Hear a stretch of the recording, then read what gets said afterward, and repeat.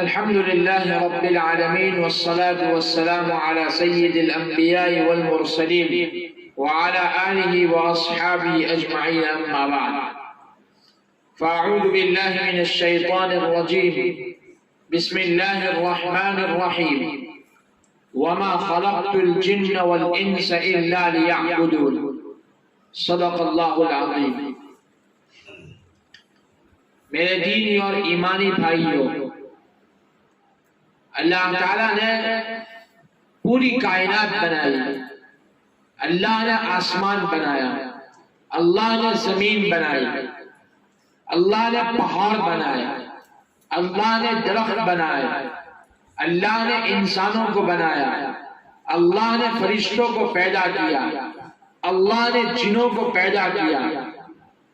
دنیا میں جتنی مخلوقات ہیں، آسمان میں جو مخلوق ہے، دنیا کی جتنی چیزیں ہیں، ان تمام کو اللہ نے بنایا، لیکن ان تمام میں اللہ نے کس کو سب سے اول نمبر پر رکھا، کس کو اعلیٰ مقام عطا کیا، کس کو بلند مقام عطا کیا، کس کو اونچا درجہ عطا کیا۔ قرآن کہتا ہے لَقَدْ خَلَقْنَا الْإِنسَانَ فِي أَحْسَنِ تَقْوِيمٍ، ہم نے انسان کو بہترین سانچے میں ڈھالا ہے۔ انسان کو پوری کائنات میں سب سے عمدہ، سب سے بہتر طریقے سے پیدا کیا گیا، اور پھر انسان کو اللہ تعالیٰ نے دنیا میں جو چیزیں دی وہ بھی سب سے اعلیٰ دی، سب سے ارفع دی، سب سے اونچی دی،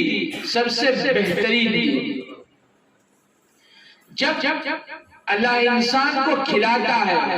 انسان کو پلاتا ہے، انسان کو جو آکسیجن مہیا کرتا ہے، وہ اللہ بہتر سے بہتر عطا کرتا ہے۔ قرآن کریم میں اللہ تعالیٰ ارشاد فرماتے ہیں وَإِنَّ لَكُمْ فِي الْأَنْعَامِ لَعِبْرَةً نُسْقِيكُم مِّمَّا فِي بُطُونِهِ مِن بَيْنِ فَرْثٍ وَدَمٍ لَبَنًا خَالِصًا سَائِغًا لِلشَّارِبِينَ، کہ چوپایوں میں، جانوروں میں تم غور کرو، تدبر کرو، اس میں بھی تم اللہ کی نشانیوں کو پاؤ گے۔ ہم جو ملک اور دودھ پیتے ہیں، اللہ نے اس کو کیسے ہمارے لیے بنایا اور کیسے اللہ نے اس کو نکالا۔ قرآن کہتا ہے خون اور پاخانے کے بیچ والے حصے سے اللہ نے ہمارے لیے دودھ کو پیدا کیا، لیکن آپ بتلاؤ، تجار بتلا ہے، کاشتکار بتلا ہے، کوئی یہ دودھ دیکھنے والا، دودھ پینے والا، دودھ کا ٹیسٹ لینے والا کوئی کہہ سکتا ہے کہ میرے دودھ کے اندر خون کی ملاوٹ ہے؟ کوئی کہہ سکتا ہے کہ میرے دودھ کے اندر ناپاکی کی ملاوٹ ہے؟ نہ رنگ اس کا بدلے گا، نہ اس کا ٹیسٹ بدلے گا، نہ اس کا مزہ بدلے گا۔ جب اللہ نے ہمیں سب چیزیں بہتر سے بہتر اور خالص عطا کی ہے، تو اللہ نے ہمیں جو پیدا کیا ہے، اللہ کہتا ہے وَمَا خَلَقْتُ الْجِنَّ وَالْإِنسَ إِلَّا لِيَعْبُدُونَ، ہم نے انسانوں اور جنوں کو محض اپنی عبادت کے لیے پیدا کیا کہ سر جھکے تو اللہ کے سامنے جھکے، کسی کے سامنے مانگنے کی کوئی ضرورت نہیں، مانگنا ہو تو اللہ کے سامنے سر جھکاؤ۔ اور جب انسان کو عبادت کا حکم دیا تو اللہ نے اپنی نعمتیں اس سے باز گنوائی کہ میں نے تجھے ساری نعمتیں اچھی دی، تو میں دیکھتا ہوں کہ تو عمل بھی کیسا کرتا ہے۔ تبارک الذی بیدہ الملک وہو علی کل شیء قدیر الذی خلق الموت والحیاة لیبلوکم ایکم احسن عملا۔ تبارک الذی بیدہ الملک، وہ ذات بڑی بابرکت ہے جس کے ہاتھ میں سارا نظام ہے، نہ کسی حکومت کے ہاتھ میں نظام ہے، نہ کسی آدمی کے ہاتھ میں نظام ہے، یہ وقتی حکومت ہے، وقتی نظام ہے، وقتی سسٹم ان کے ہاتھ میں ہے۔ پوری دنیا کا نظام، کل کائنات کا نظام اگر کسی کے ہاتھ میں تو اللہ کے ہاتھ میں ہے۔ تبارک الذی بیدہ الملک وہو علی کل شیء قدیر، اور وہ ہر چیز پر قادر ہے۔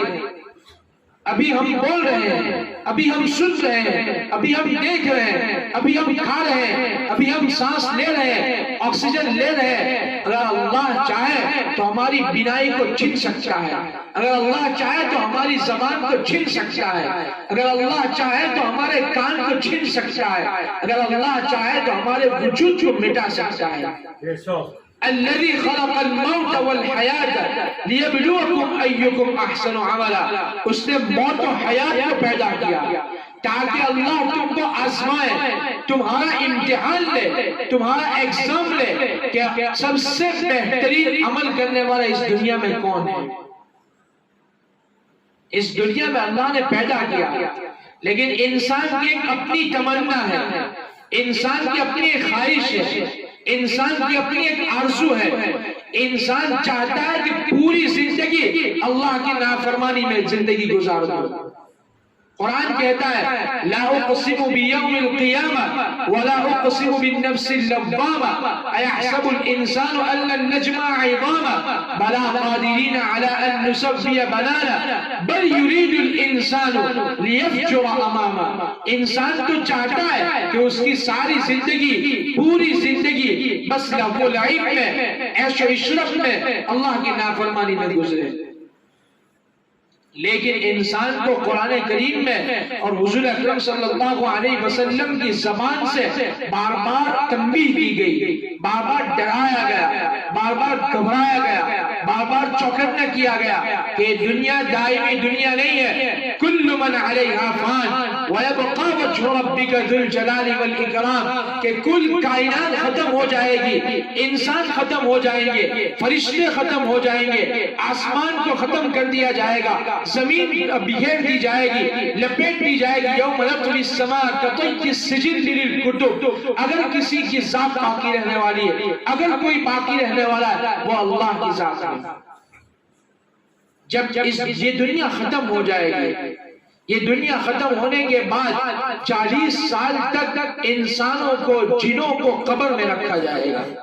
پھر 40 سال کے بعد دوبارہ سور پھونکا جائے گا اور سارے انسانوں کو، سارے جنوں کو اس کے اندر سے نکالا جائے گا۔ پھر اللہ تعالیٰ کی طرف سے حساب و کتاب کا مرحلہ ہوگا، اور جنت کے لیے جنتی کے لیے جنت کا اور جہنمی کے لیے جہنم کا فیصلہ ہوگا۔ لیکن جنت میں داخل ہونے سے پہلے، جہنم سے بچنے سے پہلے حضور اکرم صلی اللہ علیہ وسلم نے ارشاد فرمایا دنیا میں اس کی تیاری کرو، اور فرمایا الکیس من دان نفسه وعمل لما بعد الموت والعاجز من اتبع نفسه هوا وتمنى على اللہ، کہ عقل مند، ہوشیار، چالاک وہ آدمی ہے جو اپنے نفس کا محاسبہ کرتا ہے کہ میں نے اللہ کی نعمتوں کو استعمال کیا تو میں نے اللہ کی کتنی عبادت کی۔ وَعَمِلَ لِمَا بَعْدَ الْمَوْتِ، اور آنے والی زندگی کے لیے، موت کے بعد کی زندگی کے لیے دنیا میں اس کی تیاری کرتا ہے۔ اب بیوقوف ناہنجار وہ ہے والعاجز من اتبع نفسه ہوا، کہ جس نے اپنی خواہشات کی پیروی کرنا شروع کیا، خواہشات کو اپنا معبود سمجھ لیا۔ وَتَمَنَّى عَلَى اللَّهِ، اور اللہ پر امید رکھتا ہے، اللہ پر بھروسہ کرتا ہے کہ اللہ تو بڑا رحیم ہے، اللہ تو بڑا کریم ہے، اللہ تو غفار ہے۔ تو اللہ کے رسول فرماتے ہیں جس طرح اللہ رحیم ہے، جس طرح اللہ کریم ہے، اللہ معاف کرنے والا ہے، لیکن اگر اللہ کی نافرمانی کی جائے گی اللہ کے سامنے اور اللہ کے حرمات کی بے حرمتی ہوگی تو پھر اللہ قہار بھی ہے، اللہ جبار بھی ہے، اللہ نے قوموں کو تباہ و برباد بھی کیا ہے۔ جب قوم نوح گناہ سے باز نہیں آئی، بار بار حتیٰ کہ سارے 900 سال تک نوح علیہ السلام نے اپنی قوم کو آگاہ کیا کہ گناہوں سے باز آ جاؤ، اللہ کی نافرمانی سے باز آ جاؤ، لیکن قوم نہیں مانتی تھی۔ اللہ نے اوپر سے بھی پانی بھیجا، زمین کے اندر سے بھی چشمے پھوٹے، اور پوری قوم کو اسی کے اندر ختم کر دیا گیا۔ جب حضرت صالح علیہ السلام کی قوم نے حضرت صالح علیہ السلام کی اتباع نہیں کی اور اللہ کی نافرمانی کی، تو اللہ کی طرف سے جبرائیل علیہ السلام کو حکم دیا گیا کہ جبرائیل آواز لگاؤ۔ جبرائیل نے اتنی سخت سے سخت 2 مرتبہ آواز لگائی، ان کے کان پھٹ گئے، ان کے پٹے پھٹ گئے، اور اسی وقت دنیا سے سب کا خاتمہ کر دیا گیا۔ جب فرعون نے یہ دعویٰ کیا انا ربکم الاعلی، موسیٰ علیہ السلام نے ان کو آگاہ کیا کہ رب اللہ رب تو نہیں ہو سکتا ہے، لیکن نہیں مانا۔ اللہ نے اس کو بھی سمندر کے اندر غرق کر دیا اور فرمایا کم ترکوا من جنات وعیون وزروع ومقام کریم ونعمت كانوا فيها فاكهين كذلك وأورثناها قوما آخرين فما بكت عليهم السماء والأرض وما كانوا منظرين، کہ جتنے باغات تھے جن میں وہ عیاشیاں کیا کرتے تھے وہ اللہ نے بنی اسرائیل کو سپورٹ کر دیا، اور جب فرعون اور اس کے لوگ مرے تو نہ آسمان میں کوئی رویا اور نہ زمین پر کوئی رونے والا موجود تھا۔ ہم انسان ہیں، انسان سے گناہ ہو جاتا ہے، انسان سے اللہ کی نافرمانی ہو جاتی ہے، لیکن جب بندہ اللہ سے رجوع کرتا ہے،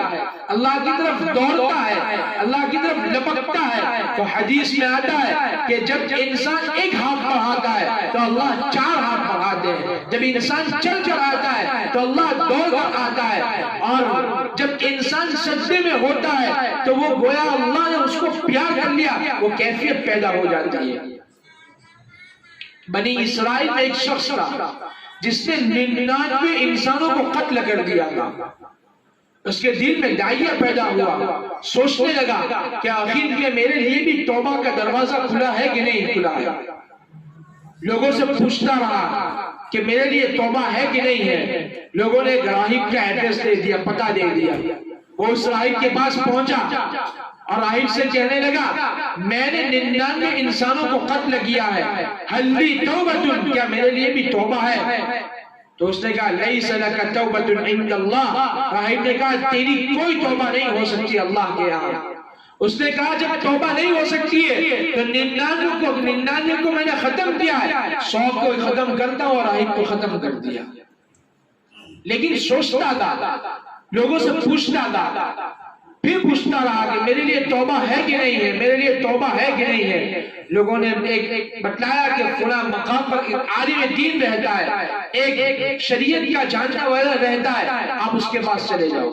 وہ وہاں پر پہنچا، جب اس نے کہا کہ میں نے 100 آدمیوں کو قتل کیا ہے، میرے لیے توبہ ہے کہ نہیں ہے، تو اس عالم نے جواب دیا من یحول بینک و بین التوبہ، تیرے اور توبہ کے درمیان کون حائل ہو سکتا ہے؟ ان باب التوبۃ مفتوح عند اللہ، توبہ کا دروازہ اللہ کے یہاں کھلا ہوا ہے، اللہ کی طرف چل کر جاؤ، اللہ دوڑ کر آئے گا، اللہ کی طرف 1 ہاتھ بڑھاؤ، اللہ 4 ہاتھ بڑھا دے گا۔ اور کہا فلاں علاقے میں، فلاں شہر میں، فلاں بستی میں کچھ لوگ اللہ کی عبادت میں مشغول ہیں، اللہ کے مٹھی اور نیک فرما بردار بندے وہاں موجود ہیں، تم وہاں چلے جاؤ۔ اب اللہ کی طرف سے انتظامات دیکھو، یہ کفرہ نام کی بستی سے نکلتا ہے اور نصرہ نام کی بستی میں جب داخل ہونے کا ارادہ کرتا ہے، راستے میں اللہ کی طرف سے موت مقدر کر دی جاتی ہے۔ جو وقت متعین تھا وہ وقت آپ پہنچتا ہے، اور اس کی روح کو چھیننے کے لیے ملائکہ فرشتے رحمت کے فرشتے آتے ہیں، عذاب کے فرشتے آتے ہیں۔ اب ایک طرف رحمت کے فرشتے چاہتے ہیں کہ میں اس انسان کی روح قبض کروں گا، ایک طرف عذاب کے فرشتے چاہتے ہیں اس انسان کی روح میں کھینچوں گا۔ دونوں کے درمیان جھگڑا شروع ہوتا ہے۔ فرشتے رحمت کہتا ہے کہ میں اس کی روح کو کھینچوں گا، اس کی روح کو نکالوں گا، اس لیے کہ اس نے سچی پکی توبہ کی ہے۔ ملائکہ عذاب کہتا ہے تمہیں نکالنے کی اجازت نہیں ہے، میں اس کی روح نکالوں گا، لِأَنَّهُ يَعْمَلُ لِأَنَّهُ لَمْ يَعْمَلْ خَيْرًا قَطُّ، اس لیے کہ اس نے زندگی بھر کوئی اچھا عمل نہیں کیا ہے۔ لیکن اللہ تعالیٰ کی طرف سے ایک انتظام ہوتا ہے، انسانی شکل کے اندر اللہ تعالیٰ فرشتے کو بھیجتے ہیں، یہ دونوں فرشتے آپس میں لڑتے ہیں، تو وہ لوگ لڑنے کے بعد یہ فیصلہ کرتے ہیں اس انسان کو، اس آدمی کو ہم ہمارا حکم اور جج تسلیم کریں گے، وہ جو فیصلہ کریں گے وہ فیصلہ آخری فیصلہ ہوگا، اور جس کے حق میں فیصلہ کرے گا وہ اس کی روح کو قبض کرے گا۔ اللہ تعالیٰ کی طرف سے انتظام ہوتا ہے، وہ فیصلہ کرتا ہے کہ اس زمین کو دیکھو جس زمین سے وہ نکلا ہے، اور اس زمین کو ناپو جس زمین کی طرف وہ جا رہا ہے۔ جو زمین زیادہ قریب ہوگی اس کو حق ہوگا کہ وہ اس کی روح کو کھینچے۔ اب پیمائش ہوتی ہے اللہ کی طرف سے، نافرمانی والی زمین کو آگے کر دیا جاتا ہے، حکم دیا جاتا ہے تباعدوا، تم دور ہو جاؤ، اور جس بستی کی طرف چلا تھا، جن کے ساتھ مل کر اللہ کی عبادت کرنے والا تھا، اس بستی کو کہا جاتا ہے تم قریب ہو جاؤ۔ اب جب نپائی ہوتی ہے دیکھا جاتا ہے کہ وہ انسان، وہ 100 آدمیوں کا قاتل اس بستی سے زیادہ قریب ہوتا ہے جس بستی کا اس نے عزم کیا ہے، جس بستی کا اس نے ارادہ کیا ہے۔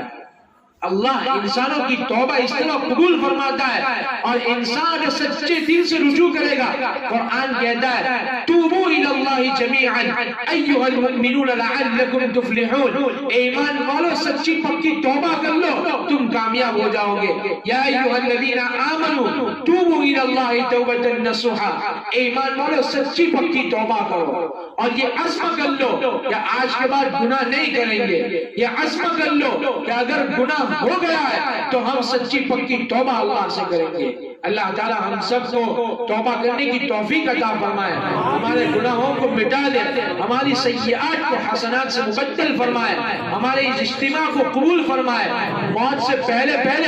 موت کی تیاری نصیب فرمائے۔ ہمارے نور عالم بھائی کی والدہ کا انتقال ہو گیا ہے، ان سے ہمیں عبرت حاصل کرنا ہے کہ دنیا میں لوگ آ رہے ہیں جا رہے ہیں، دنیا میں لوگ آ رہے ہیں جا رہے ہیں، آج کل ان کی باری تھی، آج کل ہماری باری ہے۔ وقت لِكُلِّ أُمَّةٍ أَجَلٌ فَإِذَا جَاءَ أَجَلُهُمْ لَا يَسْتَأْخِرُونَ سَاعَةً وَلَا يَسْتَقْدِمُونَ، ہر ایک کے لیے موت کا وقت متعین ہے، جب موت کا وقت آ جاتا ہے تو نہ وہ پیچھے ہٹتا ہے نہ وہ آگے جاتا ہے۔ كُلُّ نَفْسٍ ذَائِقَةُ الْمَوْتِ، ہر ایک انسان کو موت کا مزہ چکھنا ہے، لیکن کامیاب وہ ہوگا جس نے اللہ کو راضی کیا ہوگا، کامیاب وہ ہوگا جس نے حضور اکرم صلی اللہ علیہ وسلم کی اتباع کی ہوگی، کامیاب وہ ہوگا جو اسلام کے سانچے میں ڈھل کر زندگی گزارے گا۔ اللہ تعالی ہم سب کو اسلام کا سچا پاسبان اور حضور اکرم صلی اللہ علیہ وسلم کی سنت کی اتباع کرنے کی، اور اللہ نے جن چیزوں کو کرنے کا حکم دیا ان کو بجا لانے کی،